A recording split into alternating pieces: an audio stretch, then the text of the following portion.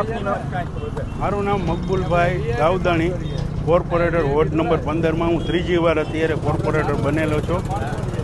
અત્યારે આપણે હાજી નદીએ જે અમે ત્રિકમ પાવડા લઈ અને સફાઈ કરવા આવ્યા છીએ.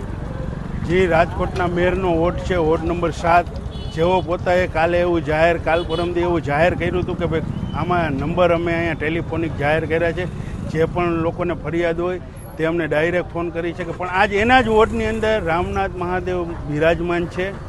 ત્યાં જીતી ગયા પછી ધજા ચડાવવા આવ્યા હતા, પણ એને આજુબાજુની ગંદકી ન દેખાણી. બુલેટમાં બેસી અને બ્રિજનું કામ જોવા જવું પડ્યું, પણ પોતાની વોર્ડની અંદર જે રામનાથ મહાદેવ મંદિરની આજુબાજુમાં ગંદકી છે, જે ગયા વખતે પણ સફાઈ કરવામાં નહોતી આવી, જેના લીધે મહાદેવના મંદિરની અંદરમાં જેટલું પણ અંદર મંદિરમાં હતું તે પાણીમાં તણાઈને વહી ગયું હતું. જો એ સફાઈ ત્યારે કરાવી નાખી હોત તો આ મંદિરની અંદર કોઈ નુકસાન ન આવે. અને આજની તારીખમાં એ ગંદકી ડબલ થઈ ગઈ છે. હજી પ્રી મોન્સૂનની કામગીરીની વાતો કરે કે અમે બધાને જાણ કરી દીધી અને કામ થઈ ગયું. તમે મીડિયાના માધ્યમથી જોઈ શકો છો, 1% કામ કરવામાં નથી આવ્યું અને ગંદકી એમનેમ જ ઊભી છે.